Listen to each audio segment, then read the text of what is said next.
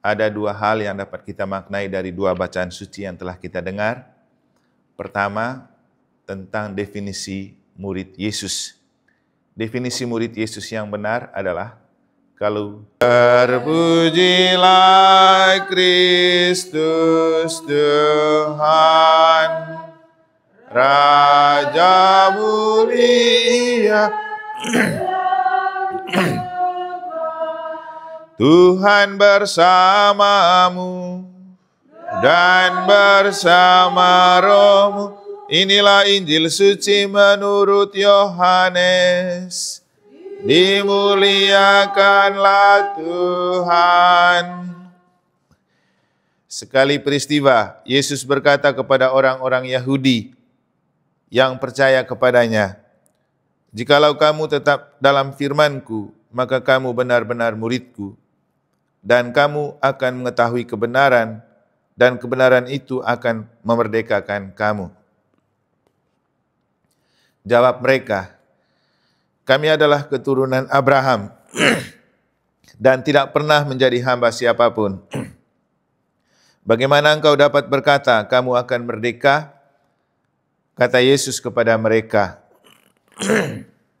"Aku berkata kepadamu, sesungguhnya setiap orang yang berbuat dosa adalah hamba dosa, dan hamba tidak tetap tinggal di rumah, yang tetap tinggal di rumah adalah anak. Tetapi apabila anak itu memerdekakan kamu, kamu pun benar-benar merdeka.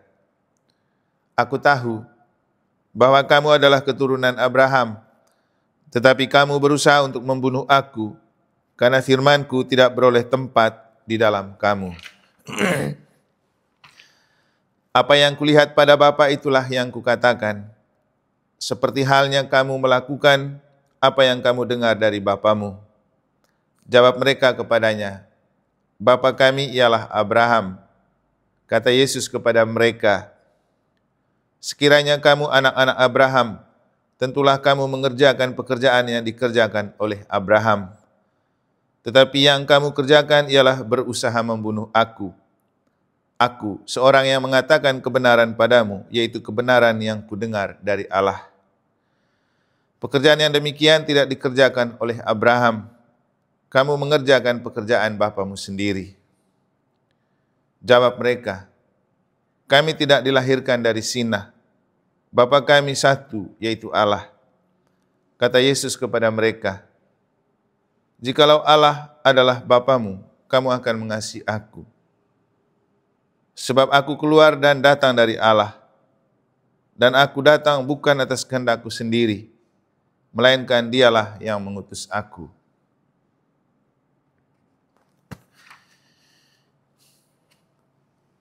Demikianlah sabda Tuhan.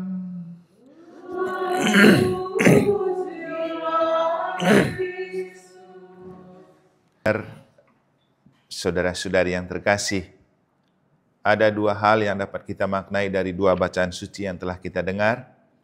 Pertama, tentang definisi murid Yesus.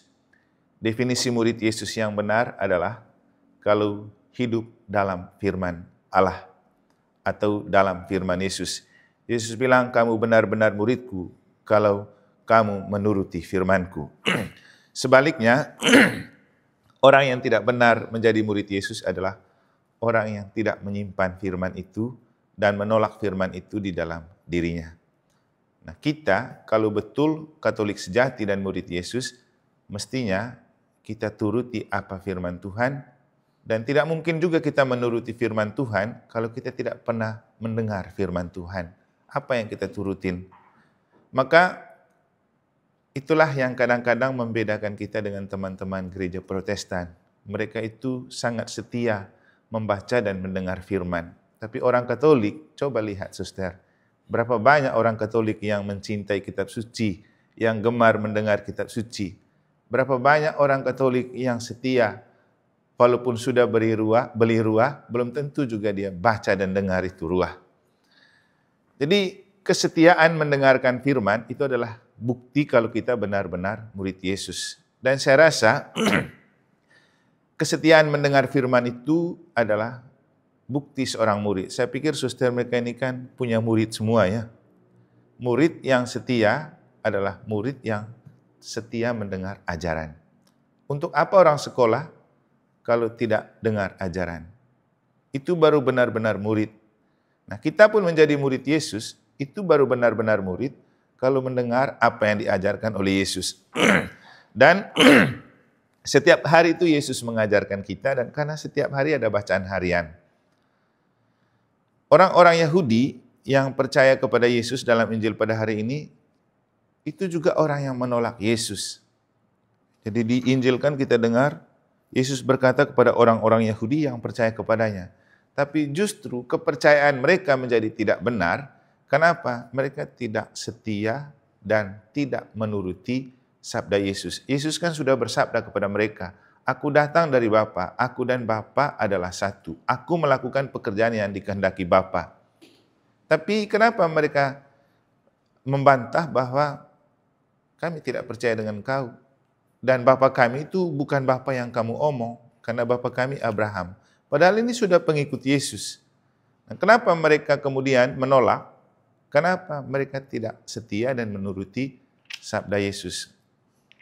Para suster terkasih, ada banyak sabda Yesus yang selalu diberikan kepada kita setiap hari.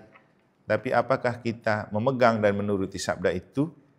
Seringkali kita berpikir sabda Allah itu jauh dari kehidupan kita. Padahal kalau kita renungkan, sabda Allah itu betul menjadi pedoman dan pelita bagi hidup kita. Tidak ada sabda yang diucapkan setiap hari itu tidak punya makna sesuai dengan kehidupan kita. Jadi sabda itu pelita, itu benar. Dan sabda itu selalu menyelamatkan dan memerdekakan. Memang konsep tentang kemerdekaan itu juga beda-beda. Kalau menurut Yesus, merdeka adalah orang yang tidak terikat dengan apapun yang membelenggu, karena dia melihat sabda Allah itu membebaskan. Dan sabda Allah itu selalu membebaskan. Mungkin contoh yang lain begini. Ketika Yesus menyerukan bahwa kalau kita sudah berdosa dan kita bertobat, itu membebaskan. Tapi seringkali kita berpikir mengaku dosa itu membelenggu. Kenapa banyak orang takut mengaku dosa? Karena pikirnya ruang pengakuan itu ruang penghakiman, padahal ruang pengakuan itu ruang pembebasan. Orang berpikir kalau dia sudah pergi ke sakramen tobat dan ruang pengakuan, nanti dia diadili karena dosa-dosanya dihakimi. Padahal bukan itu yang lebih penting, tapi kita dibebaskan dari dosa melalui penitensi. Maka pengakuan itu sebuah pembebasan, bukan sebuah penghakiman. Dan kalau kita melihat pengakuan itu sebagai pembebasan, orang akan ketagihan melakukan. Katanya Paus itu tiap hari mengaku dosa. Dan kalau kita pikir apa sih dosanya Paus ini? Tapi ini kan soal membebaskan batin dari keterbelengguan. Saya melihat beberapa status di FB ketika orang sudah mengaku atau menerima sakramen tobat, dia berkomentar, nah sekarang plong rasanya. Ya karena memang itu. Dan kita mengaku itu kan bertolak dari sabda Yesus. Ketika Yesus pun tidak menghakimi seorang perempuan yang kedapatan bersinah dalam bacaan-bacaan beberapa hari ini kan. Aku pun tidak menghukum engkau, tapi pergilah dan jangan berbuat dosa lagi. Jadi sabda yang membebaskan. Jadi para suster, kalau kita betul benar menjadi murid Yesus, maka kita harus ikut sabda Yesus. Dan tidak ada sabda Yesus yang membelenggu atau yang tidak membebaskan atau menyesatkan. Namanya sabda Allah, pasti selalu membebaskan. Hal kedua itu ketika dalam bacaan pertama dari kitab Daniel kita mendengar cerita 3 orang pemuda yang hebat, yaitu Sadrak, Mesak, Abednego. Kalau kita bicara iman yang tangguh dan militan seperti tema tahun pastoral kita, maka contoh dari orang yang tangguh dan militan dalam iman itu 3 pemuda ini. Sadrak, Abednego dan Nebukadnezar. Siapa tadi? Ya, mereka 3 orang yang diancam oleh Raja Nebukadnezar untuk dibakar kalau tidak menyembah dewa. Mereka tidak takut. Bilang, silakan kamu membakar, Raja membakar kami. Nanti baru kita lihat. Kalau kamu benar, kami terbakar. Tapi kalau tidak, kami punya Allah yang akan datang menyelamatkan kami.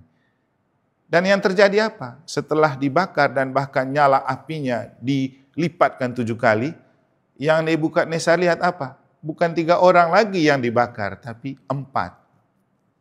Dan mereka tidak terbakar walaupun api semakin menyala. Kenapa?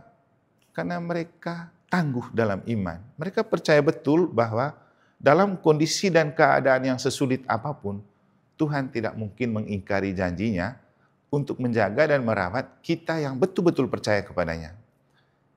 Yang paling susah sekarang itu mendefinisikan percaya itu apa. Sering saya bertanya kepada orang, mungkin juga saya bisa bertanya kepada suster, kenapa kalau doa aku percaya itu pakai aku, bukan seperti doa Bapa kami, kenapa tidak Bapakku, tapi harus Bapa kami. Dan kenapa doa aku percayanya harus aku percaya, bukan kami percaya. Kenapa? Karena percaya itu memang soal jawaban pribadi terhadap panggilan Allah. Dan percaya itu tentang menaruh seluruh diri Allah. Sedangkan doa Bapa kami itu karena memang kita mau memiliki Bapa bukan secara personal, tapi secara bersama dalam komunitas. Bukan Bapakku itu. Tidak ada yang memiliki Bapa kecuali Yesus. Dan ketika kita menjadi pengikut Yesus, kita sama-sama memiliki Bapa. Hanya Yesus yang berani bilang, Bapakku. Dan kita setelah menjadi pengikut Yesus, tidak lagi bisa menyebut Bapakku. Bersama Yesus, kita menyebut Bapa kami. Makanya dalam doa Bapa kami, kan Yesus mengajarkan kita doa, Bapa kami, bukan lagi Bapakku. Jadi karena keterikatan dengan Yesus. Nah, paling penting untuk kita adalah, sering saya berkomentar begini, kita berpikir kalau membangun iman yang militan, atau mempertanggungjawabkan iman itu datangkan orang-orang yang bisa beradu argumen. Misalnya, siapa apologet yang sering membela iman Katolik di YouTube itu kan? Kita pikir untuk membangun iman umat dan mempertanggungjawabkan iman umat, perlu datangkan mereka. Kalau menurut saya, untuk beriman tangguh dan militan, tidak perlu datangkan narasumber. Kita punya banyak pengalaman hidup yang menunjukkan bahwa tanpa bisa beradu argumen pun, yang penting punya iman, kita bisa tangguh dalam iman. Lihat 3 pemuda ini, mereka tidak sekolah. Mereka bukan apologet. Mereka tidak bisa beradu argumentasi. Tapi mereka hanya bisa menunjukkan bahwa kami punya Tuhan yang akan menyelamatkan kami dalam kondisi apapun. Maka definisi iman yang tangguh adalah iman yang tahan banting dan tahan uji justru ketika masalah sulit itu sedang menyelimuti kita. Dan iman yang militan itu tentang bagaimana kita bisa bersaksi bahwa iman itu memiliki kekuatan yang bisa menyelamatkan kita justru pada saat orang meragukan dan mungkin meremehkan. Seperti Nebukadnezar, dia meragukan iman dari 3 orang pemuda itu. Dia meremehkan iman dari 3 orang itu. Tapi justru mereka bisa menunjukkan bahwa ketika dalam api yang terbakar atau yang dibakar bukan 3 orang, tapi 4 orang. Ada malaikat yang diutus Tuhan. Pertanyaannya, dari mana malaikat itu? Itu adalah buah dari iman mereka yang tangguh akan penyelenggaraan Allah. Jadi para saudara dan Bapak Ibu saudara-saudari, iman yang tangguh hanya bisa diuji dalam aneka bentuk persoalan dan masalah hidup. Dan iman yang militan hanya bisa tampak kalau kita bersaksi kepada orang yang sedang meragukan iman kita. Kemarin saya ngobrol sama Pak Ege, waktu dia datang ke gereja, bicara tentang iman yang militan. Lalu dia bilang begini, waktu saya bertemu dengan Romo Iron dan Romo Kristo, saya bilang begini, Romo, saya senang dengan Romo Eman. Kenapa? Dia menunjukkan militansi iman, kemana-mana dia buat tanda salib. Mau dia lari di Sangkareang juga dia tetap tanda salib, mau olahraga juga dia tanda salib, mau di mana, di kapal pun dia olahraga di feri, dia tetap tanda salib. Kenapa? Ya, itulah militansi iman. Kita tidak perlu takut dengan orang. Kadang-kadang kita takut, belum tentu orang mempermasalahkan kita. Kita itu sudah lebih dahulu takut sebelum orang mempersoalkan. Nanti kalau orang mempersoalkan, baru kita. Ya, seperti 3 orang pemuda ini, ketangguhan dan militansi iman itu harus diuji dalam keadaan yang membuat kita terpojok, mungkin membuat kita diragukan, atau juga membuat kita merasa takut. Jadi perlu kita menunjukkan kebenaran iman kita dengan berani bersaksi. Jangan takut. Yang paling sederhana itu membuat tanda salib. Lalu saya bilang begini kepada Pak Ege. Pak Ege, kan sederhana saja. Tanda salib kalau dibuat dengan tidak kepercayaan dan keyakinan memang tidak ada artinya. Tapi kan kita membuat tanda salib itu karena apa? Kita percaya dalam nama Bapa dan Putra dan Roh Kudus. Amin. Artinya apapun yang kita lakukan, kita lakukan dalam nama Bapa, Putra, dan Roh Kudus. Kalau 3 pribadi Allah ini sudah masuk di dalam diri kita, siapa yang bisa melawan? Dan ini cocok dengan moto tabisan saya, aku tidak seorang diri sebab Bapa menyertai aku senantiasa. Hal yang kemudian juga membuat saya tidak takut mau hadir dimanapun, di depan pejabat, di depan orang elit. Saya tetap menunjukkan identitas sebagai seorang Katolik sejati, sebagai seorang imam.